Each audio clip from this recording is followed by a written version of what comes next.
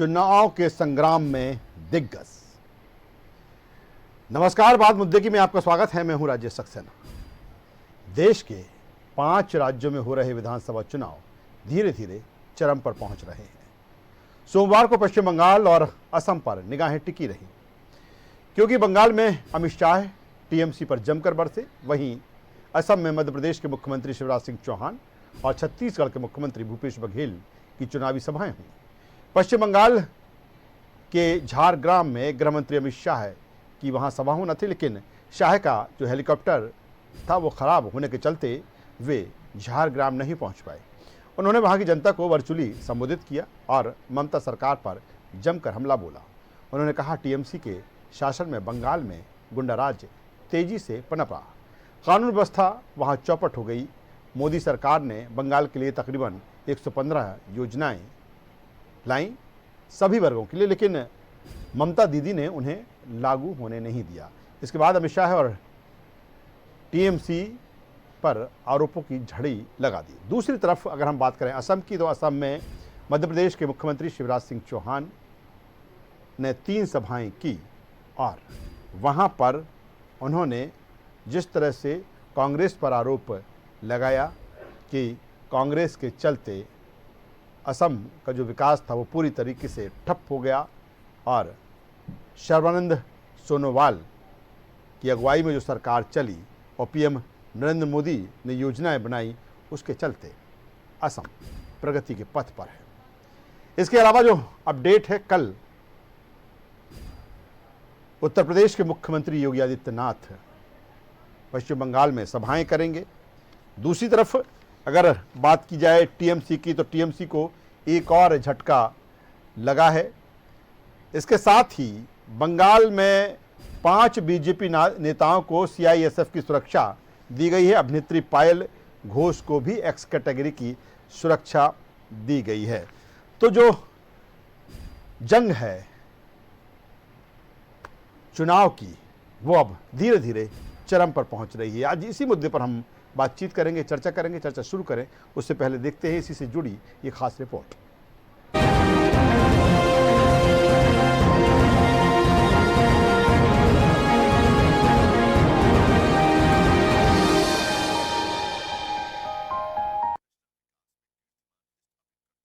देश के 5 राज्यों में हो रहे विधानसभा चुनाव धीरे धीरे चरम पर पहुंच रहे हैं। सोमवार को पश्चिम बंगाल और असम पर निगाहें टिकी रही, क्योंकि बंगाल में अमित शाह टीएमसी पर जमकर बरसे, वहीं असम में मध्य प्रदेश के मुख्यमंत्री शिवराज सिंह चौहान और छत्तीसगढ़ के मुख्यमंत्री भूपेश बघेल की चुनावी सभाएं हुई। पश्चिम बंगाल के झारग्राम में गृह मंत्री अमित शाह की वहां सभा होना थी, लेकिन शाह का हेलीकॉप्टर खराब होने के चलते वे झारग्राम नहीं पहुंच पाए। उन्होंने वहां की जनता को वर्चुअली संबोधित किया और ममता सरकार पर जमकर हमला बोला। उन्होंने कहा, टीएमसी के शासन में बंगाल में गुंडाराज तेजी के साथ पनपा, कानून व्यवस्था वहां चौपट हो गई। मोदी सरकार ने बंगाल के लिए 115 योजनाएं सभी वर्गों के लिए भेजी, लेकिन ममता दीदी ने उन्हें लागू होने नहीं दिया।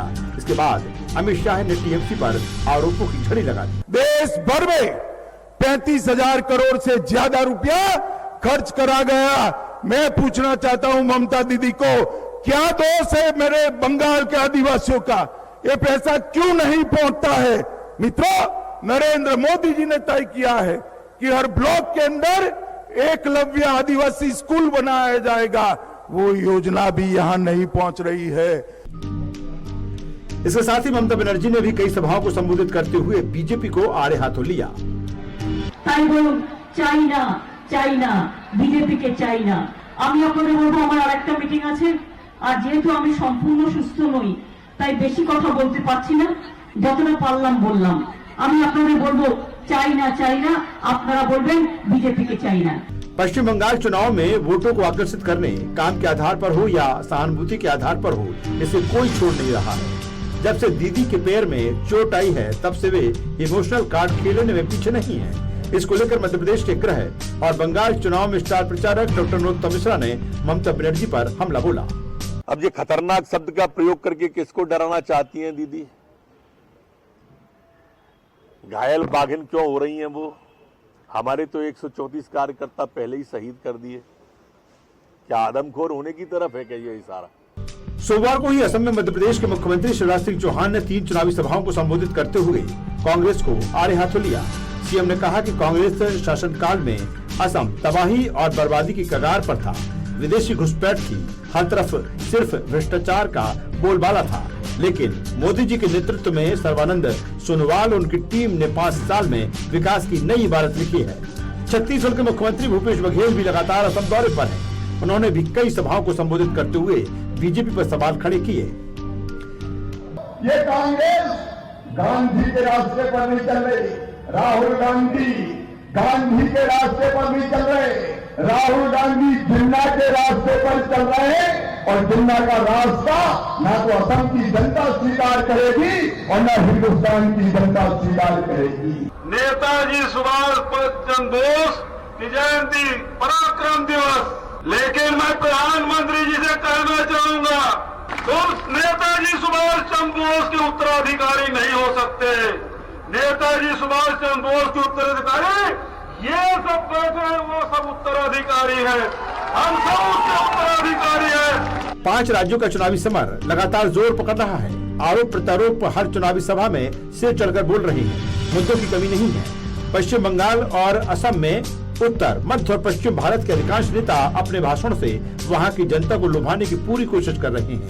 लेकिन देखना होगा कितना असर इनके भाषण से होता है। साथ ही इस चुनावी समर में आगे किस तरह राजनीतिक दल अपनी धार को और धारदार बनाते हैं। न्यूज़ वन है।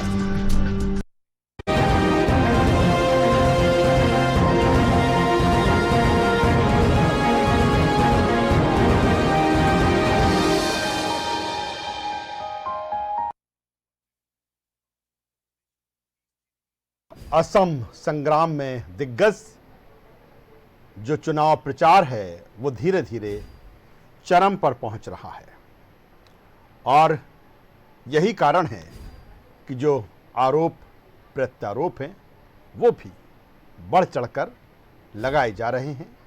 हर दल पूरी ताकत इन चुनावों में झोंक रहे हैं।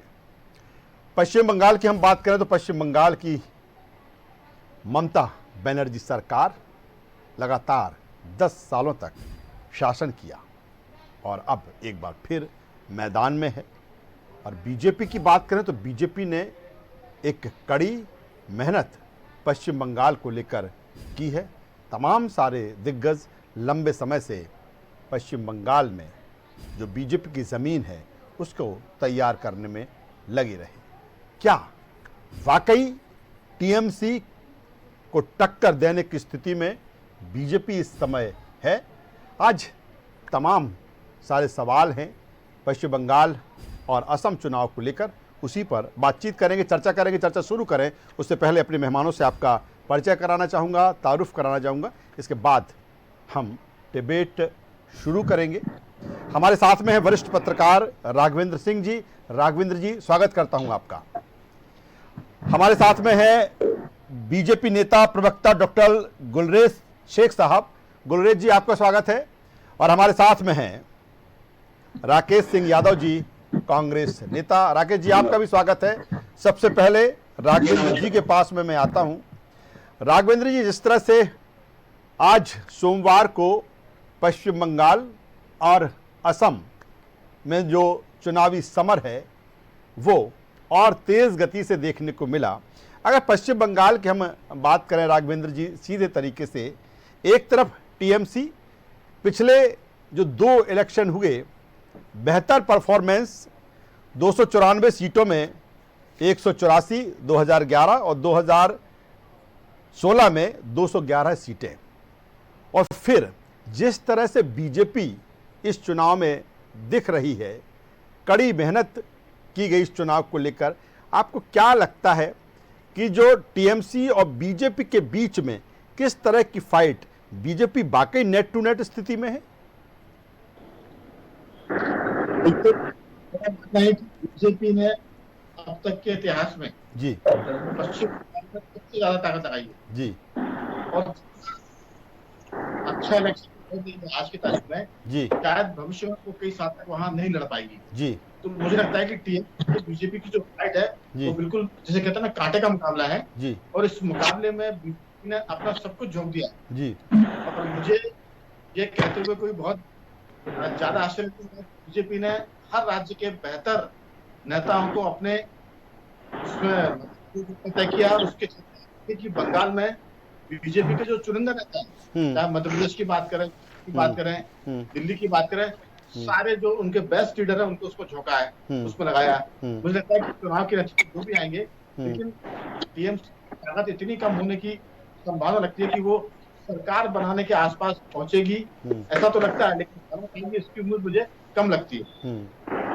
क्या राघवेंद्र जी, जिस तरह से अगर हम मुद्दों की बात करें तो बीजेपी कानून व्यवस्था को लेकर लगातार टीएमसी पर हमलावर रही है, लगातार ये कहती रही कि किस तरह से बीजेपी कार्यकर्ताओं की वहां पर हत्या की गई।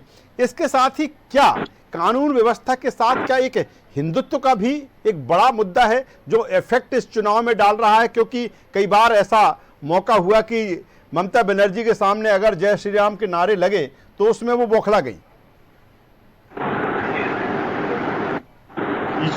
जी तो दो चीजें हर चुनाव में देखेंगे आप जी। हिंदुत्व का मुद्दा जी ये दोनों मुद्दे वो लेके चल रहे हैं। जी आप देखेंगे कि बंगाल सीमावर्ती राज्य है, वहाँ से बंगाल की सीमा भी लगती है, बांग्लादेश की सीमा भी लगती है, और उसके चलते बीजेपी के लिए पश्चिम बंगाल बहुत महत्वपूर्ण है। जी और वहाँ राष्ट्र आया है और हिंदुत्व का मुद्दा उछाला है। जो आपने कहा कि इस काम के नारे को लेकर से बातचीत शुरू हुई है, मुझे लगता है कि जैसे चुनाव अपने चरम पर आया, राष्ट्रवाद और दोनों बहुत स्पष्ट दिखाई देंगे। सारे वोटर इन धाराओं में बढ़ जाएंगे, राष्ट्रवाद की और हिंदुत्व की, क्योंकि भाजपा का ये कहना है जहां जहां जब भी हिंदू कमजोर पड़ता है, संख्या बल में कमजोर होता है, वहां राष्ट्रवाद या देशभक्ति कमजोर पड़ जाती है, और इसी के आधार पर दो मुद्दों को साथ लेके चलती है हर चुनाव में। देश भर में कहीं भी इलेक्शन कीजिए आप, नगर निगम के चुनाव को, तो जब भी विधानसभा चुनाव होते हैं, भाजपा इन दोनों मुद्दों को अपने साथ लेके चलती है। तो आपकी इस बात से मैं सहमत हूँ कि बीजेपी हिंदुत्व और राष्ट्रवाद के मुद्दों को बंगाल में आगे रखकर काम करेगी।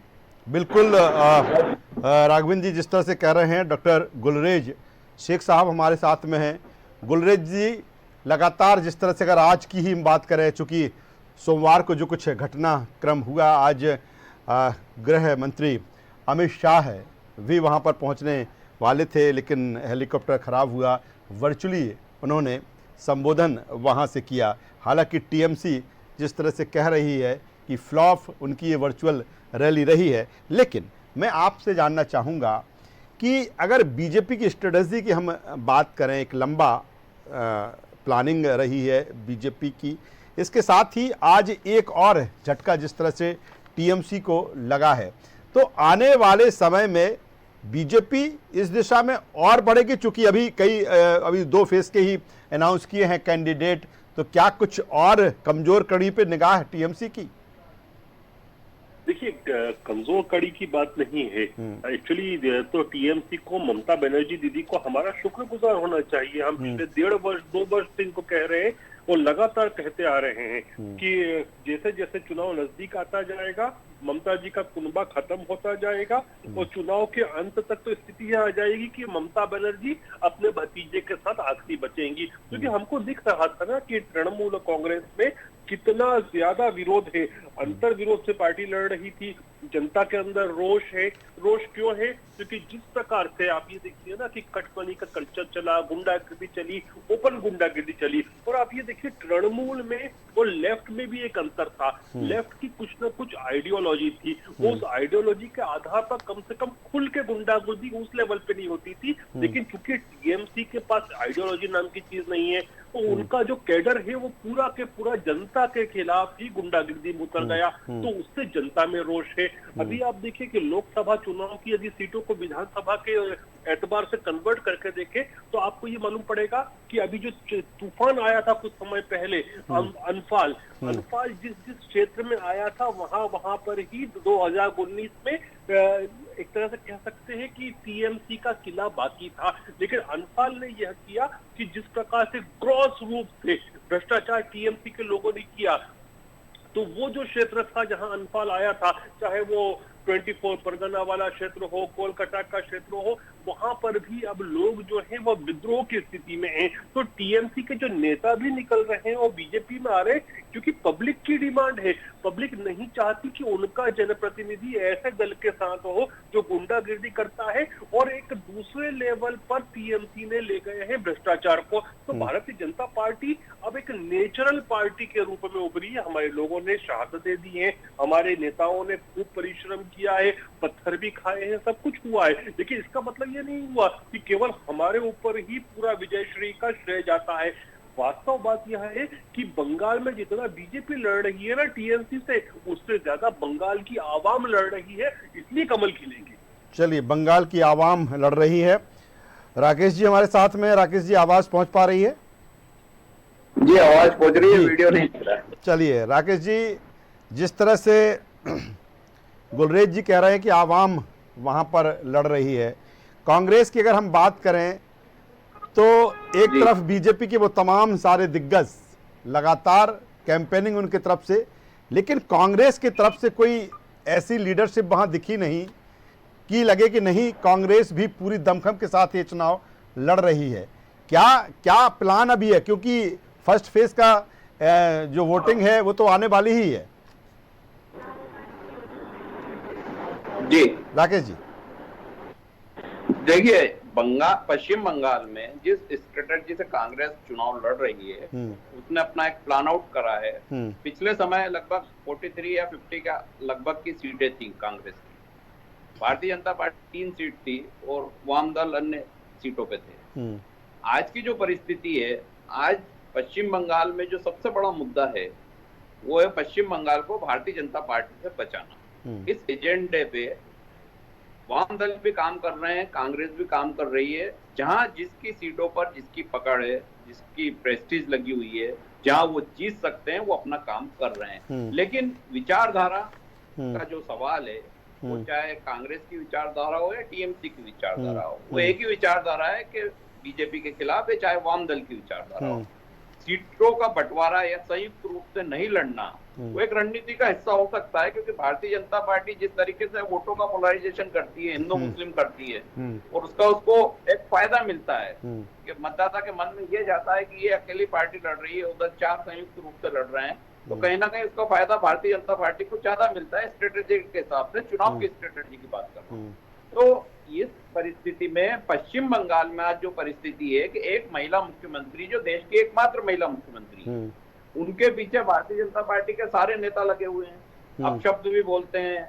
अभी उनको चोट लगी तो बोल रहे थे कि नाटक कर रही है वो, जबकि उनके पैर में प्लास्टर चढ़ा। अभी तक कई बयान दे रहे हैं उनके प्रभारी मंत्री और कई महासचिव कि वो नाटक कर रही हैं, वो झूठ बोल रही हैं। तो भारतीय जनता पार्टी जो इस भावना को समझती नहीं है कि एक महिला को चोट लगी है, वजह जो भी हो चोट की, चाहे वो गिरी हो, उनसे हमला हुआ हो या उनसे धक्का मुक्की हुई हो, उस पर आपको संवेदना व्यक्त करने की बजाय, उनके स्वास्थ्य की शुभ स्वास्थ्य रहे, अच्छा स्वास्थ्य रहे, वो कामना करने की बजाय आप ये बोल रहे हैं कि वो नाटक कर रही हैं, वो झूठ बोल रही है। तो चुनाव की रणनीति अपनी जगह है, लेकिन एक मानवीय संवेदनाएं भी तो हैं, वो अगर नहीं है तो भारतीय जनता पार्टी बंगाल में कभी भी राज नहीं कर सकती। दूसरी बात, बंगाल में जो बंगला बोलते हैं उन्हीं की सुनी जाती है।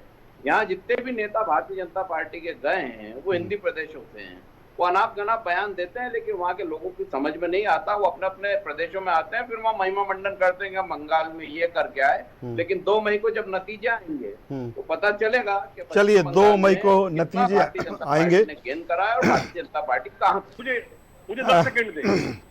चलिए राघवेंद्र जी के पास एक बार फिर आता हूँ मैं। बस जी देखिए, बोलिए। मेरे भाई ने तथ्यात्मक रूप से कुछ बातें गलत बोली हैं, वो मैं व्यूवर्स को बताना चाहूंगा। इन्होंने कहा कि हम बोल रहे हैं, बीजेपी बोल रही है कि वो नाटक कर रही हैं। अरे आपके कांग्रेस पार्टी के जो पश्चिम बंगाल के प्रदेश अध्यक्ष और लीडर ऑफ ऑपोजिशन है जो लोकसभा में माननीय अधीर रंजन चौधरी, वो कह रहे हैं कि सियासी नाटक कर रही है ममता बनर्जी, और यहाँ कांग्रेस के प्रवक्ता कुछ और बोल रहे हैं। तो आप सच्चे हो कि आपके लीडर ऑफ ऑपोजिशन। चलिए गुलरेज जी, मैं दोबारा आता हूँ, राघवन जी के पास में आऊंगा। सक्सेना जी, इनसे पूछिए जी, मैं पूछूं अभी मध्य प्रदेश कांग्रेस कमेटी का प्रवक्ता सही बोल रहा है या पश्चिम बंगाल कांग्रेस का? चलिए मैं आगे का सवाल करना चाहूंगा वरिष्ठ पत्रकार राघवेंद्र जी से। राघवेंद्र जी, जिस तरह से राकेश सिंह कह रहे हैं, ऐसे में तो ये लग रहा है कि भले हम ना जीते लेकिन बीजेपी नहीं जीतना चाहिए। क्या यही स्ट्रेटजी, चाहे हम बात कर लें लेफ्ट फ्रंट की करें, कांग्रेस की बात करें या फिर ISF की, कि बीजेपी को किसी कीमत पर नहीं आना चाहिए? देखिए, कांग्रेस के लिए बंगाल में खोने का कुछ नहीं बचा है जी। सिद्धार्थ शंकर उनके आखिरी मुख्यमंत्री थे जी। उसके बाद लगातार कांग्रेस वहां कमजोर पड़ती गई, फिर वामपंथी आया, फिर TMC आई, लेकिन कांग्रेस नहीं आई। तो कांग्रेस की ये स्थिति सिर्फ पश्चिम बंगाल में नहीं है, बल्कि उत्तर प्रदेश में ये हालत हुई, बिहार में यही हालत हुई है, उड़ीसा में देखे यही स्थिति है। तो जहां जहां कांग्रेस एक बार सत्ता के बाहर हुई है जी, वो फिर सत्ता के निकट नहीं पहुंच पाई है। तो जो राकेश जी बोल रहे हैं जी, यादव जी जो बोल रहे हैं, वो दरअसल ये है कि हम खेलेंगे नहीं लेकिन खेल बिगाड़ेंगे। उनके पास कांग्रेस के पास, तो कांग्रेस चाहती है विचारधारा के मामले में, वो कहती है कि भाई हम बीजेपी को हर हालत में सत्ता से दूर करना चाहते हैं, इसलिए TMC को मदद कर रहे हैं, इसलिए वामपंथ को मदद कर रहे हैं, इसलिए TMC, वामपंथ और कांग्रेस मिलकर भाजपा को वहां रोक रही है। कह सकते हैं कि वहां बीजेपी वर्सेस ऑल है। तो ये जो स्थिति है ये बता रही है कि ताकत बहुत ज्यादा बढ़ गई है, और उसको रोकने के लिए कांग्रेस, वामपंथी और ममता बनर्जी उसको रोकने की कोशिश कर। लेकिन मैंने शुरुआत में कहा था आज कि दरअसल ये भाजपा का ऐसा चुनाव है जिसको बीजेपी पूरी ताकत से लड़ रही है। बिल्कुल बीजेपी की बिल्कुल राघवेंद्र जी, आपने जो बात कहा बिल्कुल सही है कि पूरी ताकत के साथ लड़ रही है। दूसरी तरफ अगर हम बात करें तो बीजेपी की जो एक स्ट्रेटेजी रही है कि जो कमजोर कड़ी TMC की है, उस पर लंबे समय से उस पर वर्क आउट किया गया है। और आज जिस तरह से TMC को एक और झटका लगा कि वहां से जो विधायक है देबाश्री रॉय, उन्होंने भी पार्टी छोड़ दी है, तो ये कितना ये प्लान कितना इफेक्ट इस चुनाव में राघवेंद्र जी डाल सकता है, बीजेपी के लिए प्लस हो सकता है? ये देखिए, जब से राजनीति में छोटा भाई और मोटा भाई आए हैं जी, यानी नरेंद्र मोदी जी और अमित शाह जब बीजेपी की पॉलिटिक्स को अपने हाथ में लेके चल रहे हैं जी, हम ये देख रहे हैं कि वो अपने प्रतिद्वंदी को हर हालत में कमजोर करते हैं। आप देखिए कि चुनाव के आते आते स्थितियां और बदलेंगी। कई लोग उनका साथ छोड़, क्योंकि बीजेपी की रणनीति का हिस्सा है TMC को कमजोर करना। जितने भी उसके बड़े प्लेयर हैं, आप देखेंगे कि कहीं ना कहीं उनसे या तो बातचीत चल रही होगी या बातचीत फाइनल दौर में होगी, और वो धीरे धीरे करके TMC का साथ छोड़ेंगे। तो ये तो बीजेपी की रणनीति का हिस्सा है, और हमें लगता है कि ये अभी हमें इसमें कई चीजें और चौंकाने वाली दिखाई देंगी और सुनाई पड़ेगी। क्या राघवेंद्र जी, जिस तरह से दीदी का जो इमोशनल कार्ड है, कितना इफेक्ट डाल पाएगा?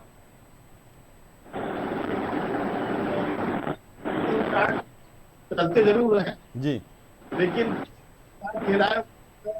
राष्ट्रवाद को पहली बात के राष्ट्रवादी को लगेगा कि अब कोई सी पार्टी एंटर कर रही है, प्रवेश कर रही है जी, जो राज्य के साथ देश की बात भी करेगी। तो हमें लगता है कि नया प्लेयर मैदान में आता है, नए लीडर आते हैं, तो लोग उन पर भरोसा करते हैं। एक आध दो चुनाव तक तो उन पर विश्वास किया जा सकता है।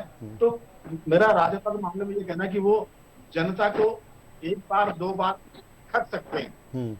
और तो अभी तो मामला शुरू हुआ है बंगाल में भाजपा की तरफ से, तो मुझे लगता है कि 2 चुनाव तक तो बीजेपी वहां दमदार रहेगी। उसके बाद तो लोग भाजपा के गुणदोष के आधार पर तय करेंगे कि वो डेमोक्रेसी कितनी खराब है। चलिए, बिल्कुल, और बिल्कुल कहीं ना कहीं अगर बात करें TMC को लेकर तो एंटी इनकम्बेंसी लगातार 10 सालों से सरकार में ममता बनर्जी है। डॉक्टर गुलरेज शेख साहब कुछ कह रहे थे आप राकेश जी की बात को लेकर? मैं राकेश जी से ये पूछना चाहता हूं कि इन्होंने अभी कहा कि बीजेपी एक महिला मुख्यमंत्री है और उसको कह रहे हैं कि चोट के नाम पे नाटक कर रही हैं। तो मैं राकेश सिंह जी से ये कहना चाहता हूं, आप मध्य प्रदेश कांग्रेस पार्टी के प्रवक्ता हैं और आप ही के जो पश्चिम बंगाल के प्रदेश अध्यक्ष और लोकसभा में लीडर ऑफ अपोजिशन है कांग्रेस के mister Adhir Ranjan Chowdhury on record बार बार कह रहे हैं कि सियासी नाटक कर रही है ममता बनर्जी सहानुभूति के लिए। तो मध्य प्रदेश कांग्रेस का प्रवक्ता सच बोल रहा है या पश्चिम बंगाल कांग्रेस कमेटी का अध्यक्ष सही? चलिए राकेश जी, विरोधाभास क्यों? देखिए, कांग्रेस की क्या रणनीति है ये गुलरेज जी तो तय करेंगे नहीं, और दूसरी बात अधीर रंजन चौधरी जी जो बोल रहे हैं, अगर गुलरेज जी मान लेते हैं तो बहुत अच्छी बात है, मानना चाहिए। फिर क्यों नहीं मान रहे? अगर वो ऐसा बोल रहे हैं कि अगर इनकी तरफ से जो बयान भारतीय जनता पार्टी के बयान प्लान करके बिल्कुल आप लोगों को अपनी रणनीति के तहत बयान था, ये नाटक है, ठीक है। लेकिन कांग्रेस का जो अपना स्टैंड है वो कहीं ना कहीं भारतीय जनता पार्टी के खिलाफ है। भारतीय जनता पार्टी को हर हाल में पश्चिम बंगाल में हराना है। अब हमारे लीडर क्या बोलता है, आप तो भारतीय जनता पार्टी के लीडर क्या बोल रहे हैं उस पर ध्यान दीजिए। उन्होंने ममता जी को कभी ये बोला कि वो स्वस्थ रहे, वो अच्छे से रहे, उनकी जो चोट लगी है उसके बारे में कोई दो शब्द बोले? हर जगह बोला कि वो नाटक कर रही है। स्वयं प्रधानमंत्री ने बोला कि स्कूटी चला रही थी, गिर जाती थी, स्कूटी जहाँ बनती थी उस रास्ते को वो बैन कर देती। इस तरह की बचकाना बातें हैं। प्रधानमंत्री जी अगर अपनी सभाओं में बोलते हैं तो वो क्या ठीक है? इस देश महिला मुख्यमंत्री के मारे उनका भी आप अपमान करते हैं, महिलाओं का लगातार अपमान करते हैं, लगातार झूठ बोलते हैं। कांग्रेस की तो जो भी स्ट्रेटजी है सामने, आपकी क्या स्ट्रेटजी? आपका तो धोखा देने की आदत है। आपने मध्य प्रदेश से लेकर पश्चिम बंगाल तक झूठी झूठ बोला है, सच कब बोला है? आप सम्मान की बात किसकी करते हैं? महिला सम्मान की बात करते हैं, एक महिला मुख्यमंत्री का सम्मान नहीं करते हैं, प्रधानमंत्री महिला दिवस ट्वीट नहीं करते हैं, उनको बधाई नहीं देते हैं। इधर बोलते हैं महिला दिवस हम मनाएंगे, उधर एकमात्र महिला मुख्यमंत्री को बधाई नहीं देते। तो ये कथनी और करनी में अंतर है भारतीय जनता पार्टी के। वो कहीं भी सच के जगह पहुंच नहीं पाती, लगातार झूठ बोलना, गलत बोलना और गलत बात फैलाना।